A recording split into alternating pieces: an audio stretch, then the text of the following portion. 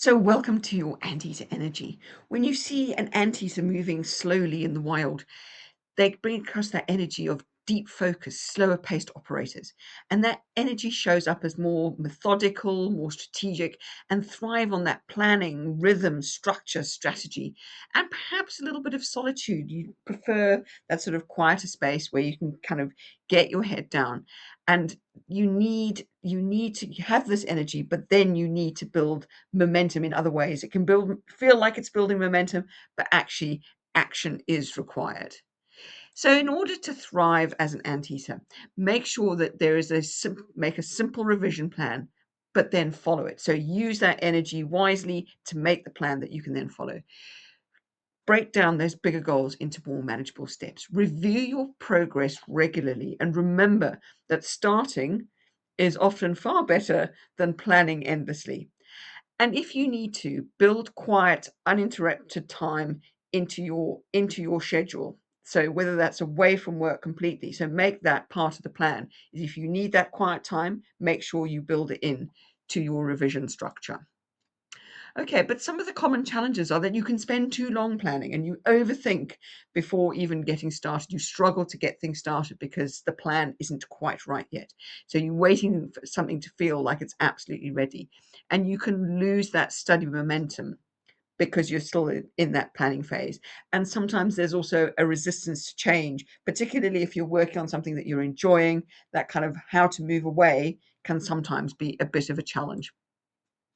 But you can lean into this great energy because if you need focus, if you need precision, patience, methodical thinking, hard one to say, you're setting your goals, when you're planning your revision, absolutely vital to have, to step into and look at and draw on that and eater type energy.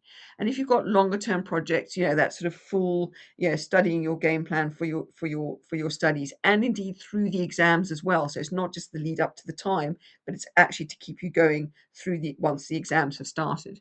And also when you want to work on your own, keep calm, productive, and keep in flow. This is a really lovely energy to enable you to do that.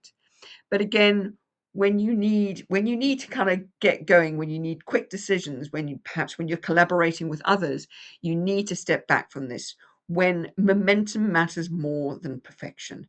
A little bit like Spider, but this is different. This is about more the sort of planning. Spider's a little bit more about refining.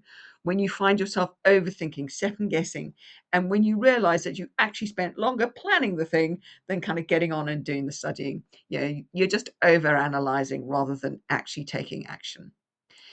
So yeah, this is a great energy to use, particularly in the planning stage and the strategy. But once the plan is good enough, you need to bring in the energies of the other animals. Check out the PDF to find out how they can help you to actually get going, get moving, and not just stuck there kind of making up yet another beautifully color coded plan.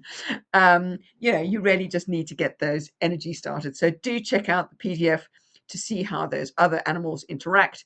And then, yeah, if you want to know any more information about what we do, please just reply to the email that sent you to this page. And if you'd like to know more about the particular course that we're running launches in a couple of weeks' time. It's an online course, self-driven, and do just get yourself onto the waiting list by clicking onto this QR code.